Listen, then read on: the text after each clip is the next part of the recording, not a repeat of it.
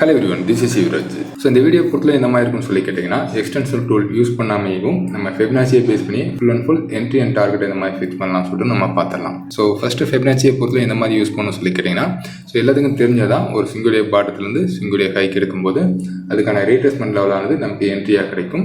அதே மாதிரி தான் நமக்கு ரிவர்சலுக்கு யூஸ் பண்ணும்போது ட்ரெண்டோட டாப்புக்கும் ட்ரெண்டோட பாட்டத்துக்கும் யூஸ் பண்ணும்போது அதனுடைய ரீட்ரேஸ்மெண்ட் லெவல் நமக்கு ஷார்ட் பொசிஷனுக்கான என்ட்ரி லெவலாக கிடைக்கும். இது நமக்கு பேஸ். பட் இந்த வீடியோவில் கொஞ்சம் ட்ரிக்கியாக எந்த மாதிரி ஃபெப்னாச்சி யூஸ் பண்ணலாம் சொல்லிட்டு பார்த்துடலாம்.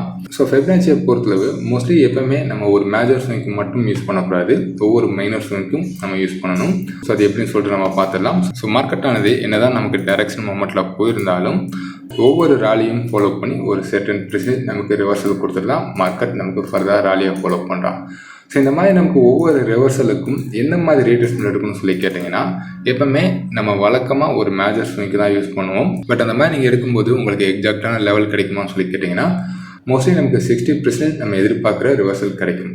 பட் இன்னும் உங்களுக்கு எக்ஸாக்டாக கிடைக்கணும்னு சொல்லி கேட்டிங்கன்னா, அதாவது மோர் தென் 60% மேலே உங்களுக்கு சக்ஸஸ் கிடைக்கணும்னு சொல்லி கேட்டிங்கன்னா, நீங்கள் எப்பவுமே பேஸ் பாயிண்ட்லேருந்து ரீட்ரேஸ்மெண்ட் எடுக்கக்கூடாது. அதுக்கு முன்னாடி ஃபார்ம் ஆன மைனர்ஸுடைய பாடத்துலேருந்து தான் நீங்கள் ரீட்ரேஸ்மெண்ட் எடுக்கணும்.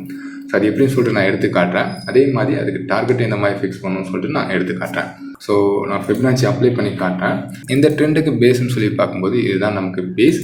இதை ஃபாலோ பண்ணி நடந்த இந்த புல் பேக்கு நம்ம ரீட்ரேஸ்மெண்ட் எடுக்கும்போது இந்த இடத்துல மார்க்கெட் நமக்கு 78 ரீச் பண்ணியிருக்கான். ஸோ அதே மாதிரி ஃபெப்னாச்சியை பொறுத்தது மோஸ்ட்லி கோல்டன் லெவலான 38, 50 and 61 மட்டும்தான் யூஸ் பண்ணுறாங்க. பட் இந்த 3 லெவலும் இல்லாமல் இதை தாண்டி நிறையா லெவல் இருக்கான். ஸோ அதில் ரொம்பவும் முக்கியமான லெவலானது நமக்கு 78 ஆயிருக்கும். ஸோ 78ன்றது ஒரு ட்ரெண்டை நமக்கு டிசைட் பண்ணக்கூடிய ஒரு லெவலாக இருக்கும். மார்க்கெட் 78 கட் பண்ணிச்சுனாவும் மோஸ்ட்லி நமக்கு ட்ரெண்ட் ரிவர்சல் நடக்கிறதுக்கான ப்ராபபிலிட்டி இருக்கும். அதுவும் எப்படின்னு சொல்லிட்டு நான் எடுத்து காட்டுறேன். ஃபர்ஸ்ட் இந்த இடத்துல நமக்கு ஃபர்ஸ்ட் ஸ்டோக் ஆனது 78ல நமக்கு ரிஜெக்ஷன் கொடுத்துருக்கான். ஸோ நமக்கு அதை ஃபாலோ பண்ணி இந்த புல் பேக்கு நமக்கு எக்ஸ்டென்ஷன் எடுத்து காட்டுறேன். ஸோ அதுக்கு முன்னாடி இன்னொரு முக்கியமான விஷயம் பார்த்துடலாம். ஸோ எக்ஸ்டென்ஷனை காட்டியும் ஃபெப்னாச்சி ரீட்ரேஸ்மெண்ட் லெவலில் உங்களுக்கு அக்யூரேட்டான லெவல் கிடைக்கும். பட் நீங்கள் எடுக்கக்கூடிய ஸ்விங்ன்றது ரொம்ப ரொம்ப முக்கியமான விஷயமா இருக்கும். ஸோ இந்த இடத்துல எக்ஸ்டென்ஷனும் எடுத்து காட்டுறேன், ரீட்ரேஸ்மெண்ட் லெவலையும் எடுத்து காட்டுறேன். உங்களுக்கு அக்யூரேட்டான டார்கெட் எதில் கிடச்சிருக்குன்னு சொல்லிட்டு நம்ம பார்த்துடலாம். ஃபர்ஸ்ட் நான் எக்ஸ்டென்ஷன் எடுக்கிறேன். ஸோ எக்ஸ்டென்ஷனை பொறுத்தவரை பேஸுடைய பாட்டத்துக்கும் அந்த ராலியுடைய ஹைக்கும் அந்த ரீட்ரேஸ்மெண்ட் லெவலுக்கும் நம்ம எக்ஸ்டென்ஷன் எடுக்கிற மாதிரி இருக்கும். இதுக்கு எவ்வளோ தூரம் போயிருக்கான்னு சொல்லி பார்க்கும்போது ஒரு அப்ராக்சிமேட்டாக மார்க்கெட் 1.27 வரைக்கும் எக்ஸ்டென்ஷன் நடந்திருக்கான். ஸோ இந்த இடத்துல நான் ஃபெப்னாச்சி யூஸ் பண்ணி டார்கெட் ஃபிக்ஸ் பண்ணி காட்டுறேன். எக்ஸ்டென்ஷனை வெயிட் பண்ணிவிட்டு நான் ஃபெப்னாச்சி எடுக்கிறேன். முன்ன சொன்ன மாதிரி மைனர் ஸ்விங்க்கு எடுத்தால் போதும். ஸோ இந்த இடத்துல மைனர் ஸ்விங்கை பொறுத்தளவு இதுதான் நமக்கு மைனர் ஸ்விங்குடைய ஹையாக இருக்கும், இதுதான் நமக்கு மைனர் ஸ்விங்குடைய பாட்டமாக இருக்கும். ஸோ இந்த இடத்துல பாருங்கள், மார்க்கெட் இங்கேயும் எக்ஸாக்டாக நமக்கு 70ல ரிஜெக்ஷன் கொடுத்துருக்கான். ஸோ நம்ம முன்ன பார்த்த அந்த எக்ஸ்டென்ஷனை காட்டியும் ஃபெப்னாச்சி லெவலில் நமக்கு அக்யூரேட்டான டார்கெட் கிடைக்கும். ஸோ இன்னும் கொஞ்சம் போக போக இது உங்களுக்கு ப்ராக்டிஸ் ஆகும். ஸோ இதை ஃபாலோ பண்ணி மார்க்கெட் என்ன நடந்திருக்கான்னு சொல்லி பார்க்கும்போது அங்கேருந்து கரெக்ஷன் கொடுத்துருக்கான். இந்த கரெக்ஷன் ஆனது நமக்கு சிங்குடைய பாட்டத்தில் சப்போர்ட் எடுத்திருக்கான். ஸோ இந்த சப்போர்ட்டை ஃபாலோ பண்ணி மார்க்கெட் அகைன் நமக்கு புல் பேக் கொடுக்குறான். இந்த புல் பேக் நம்ம டார்கெட் ஃபிக்ஸ் பண்ணணும்னு சொல்லி கேட்டிங்கன்னா, எக்ஸ்டென்ஷன் லெவலானது அகைன் நமக்கு அந்த பாட்டத்தை இண்டிகேட் பண்ணுறதுனால இந்த இடத்துல எக்ஸ்டென்ஷன் யூஸ் பண்ணி டார்கெட் ஃபிக்ஸ் பண்ணுறதுக்கு கொஞ்சம் கஷ்டமாக இருக்கும். நான் அகைன் ரீட்ரேஸ்மெண்ட் யூஸ் பண்ணி காட்டுறேன். ரீட்ரேஸ்மெண்ட்டை பொறுத்தது நம்ம முன்ன பார்த்த மாதிரி மைனர் ஸ்விங்குடைய ஹைக்கும் மைனர் ஸ்விங்குடைய பாட்டத்துக்கு தான் எடுக்க போகிறோம். ஸோ இந்த இடத்துல மார்க்கெட் பாருங்கள், எக்ஸாக்டாக ப்ரீவியஸ் ரீச் பண்ணியிருக்கான். அதாவது ரீட்ரேஸ்மெண்ட் 78 கட் பண்ணியிருக்கான். ஸோ இங்கேயும் நம்ம ப்ரீவியஸில் பார்த்த மாதிரி மார்க்கெட் எப்போ 78 கட் பண்ணுதோ அது நமக்கு ட்ரெண்ட் ரிவர்ஸில் இண்டிகேட் பண்ணும். இந்த இடத்துல மார்க்கெட் 78 கட் பண்ணனால இது நமக்கு ட்ரெண்ட் ரிவர்ஸில் இண்டிகேட் பண்ணுறான். ஒன்ஸ் மார்க்கெட் நமக்கு 78 கட் பண்ணிச்சுன்னா உங்களுடைய ரீட்ரேஸ்மெண்ட்டை அதுக்கு ப்ரீவியஸில் ஃபார்ம் ஆன அந்த ஹைக்கு நம்ம சேஞ்ச் பண்ணுற மாதிரி இருக்கும். இந்த இடத்துல நான் ப்ரீவியஸ் ஹைக்கு சேஞ்ச் பண்ணி காட்டேன். ஸோ இங்கேயும் பாருங்கள், நம்ம எக்ஸ்டென்ஷனை காட்டிலையும் எக்ஸாக்டான டார்கெட் எதில் கிடச்சிருக்குன்னு சொல்லி பார்க்கும்போது நமக்கு ரீட்ரேஸ்மெண்ட் லெவல் தான் கிடைக்கிறான். இந்த இடத்துல ரீட்ரேஸ்மெண்ட் ஆனது நமக்கு 61ல எக்ஸாக்டாக ரிஜெக்ஷன் கொடுத்துருக்கான். ஸோ இந்த ரிஜெக்ஷனுக்கும் நம்ம ரீட்ரேஸ்மெண்ட் எடுத்து பார்க்கலாம். ஸோ இந்த ரிஜெக்ஷனுக்கு ரீட்ரேஸ்மெண்ட்டை பொறுத்தளவு நம்ம ப்ரீவியஸ் சிங்குடைய பாட்டத்துக்கு தான் எடுக்க போகிறோம். ஸோ ப்ரீவியஸ் சிங்குடைய பாட்டம்ன்றது நமக்கு ரீசெண்டாக ஃபார்ம் ஆன இந்த பாட்டத்தை தான் இண்டிகேட் பண்ணுவான்.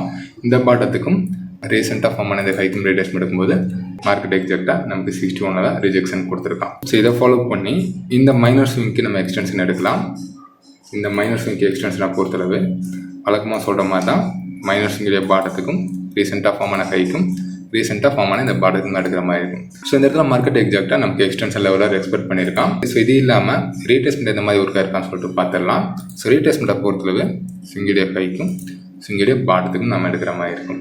ஸோ எங்கேயும் பாருங்கள், மார்க்கெட் அந்த ஃபர்ஸ்ட் ரிஜெக்ஷன் வந்து எங்கே நடந்திருக்கான்னு சொல்லி பார்க்கும்போது அகைன் அந்த ரீட்ரேஸ்மெண்ட் 78ல நமக்கு எக்ஸாக்டாக ரிஜெக்ஷன் கொடுத்துருக்கான். ஸோ மோரலஸ் நமக்கு ஃபெபினாச்சியும் எக்ஸாக்டான ரிஜெக்ஷன் தான் கொடுத்துருக்கான். ஸோ இந்த இடத்துல பாருங்க, ஒன்ஸ் மார்க்கெட் வந்து நமக்கு 78 கட் பண்ணிச்சுன்னா நம்ம ட்ரெண்ட் ரிவர்சல் சொல்லுவோம்.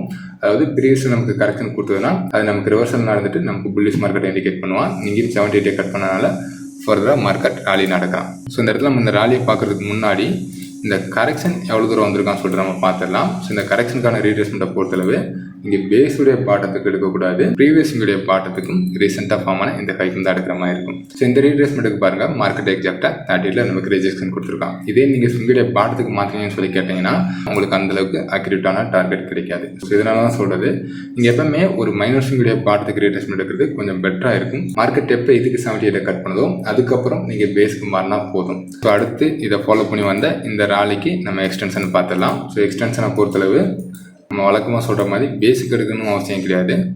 மைனர் ஸ்விங்குடைய பாட்டத்துக்கும் மைனர் ஸ்விங்குடைய ஹைக்கும் மைனர் ஸ்விங்குடைய ரீட்ரேஸ்மெண்ட்டுக்கும் எடுத்தால் போதும்.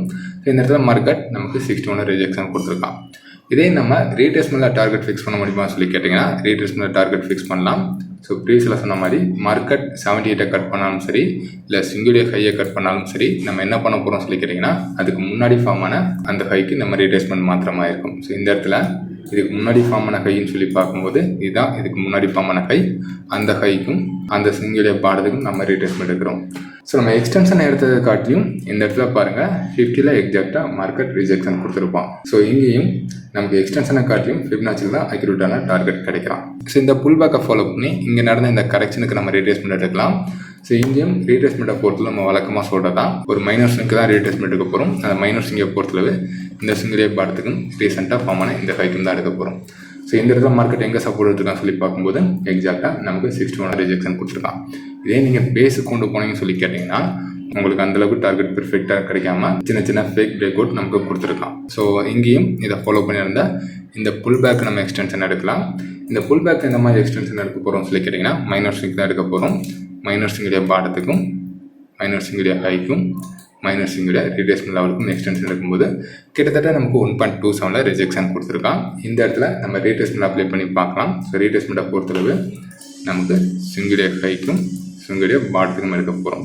ஸோ இந்த இடத்துல மார்க்கெட் எங்கே ரிஜெக்ஷன் கொடுத்துருக்கான்னு சொல்லி பார்க்கும்போது எக்ஸாக்டாக மார்க்கெட் நமக்கு 61 ரிஜெக்ஷன் கொடுத்துருக்கான். ஸோ நீங்களும் இந்த மாதிரி ரீட்ரேஸ்மெண்ட் அப்ளை பண்ணி பார்க்கும்போது உங்களுக்கு பெட்டர் ரிசல்ட் கிடைக்கலாம். பட் இதுக்கு முன்னாடி நீங்கள் கொஞ்சம் ப்ராக்டிஸ் பண்ணிங்கன்னா எந்த ஸ்விங்கை நீங்கள் பிக் பண்ணணும்னு சொல்லிட்டு உங்களால் இமீடியட்டாக ஃபைண்ட் அவுட் பண்ண முடியும். இந்த வீடியோவில் டவுட் இருந்தால் கமெண்ட்ஸில் கமெண்ட் பண்ணுங்கள். வரக்கூடிய வீடியோக்குள்ள வந்து பார்க்கலாம். Okay, thank you friends.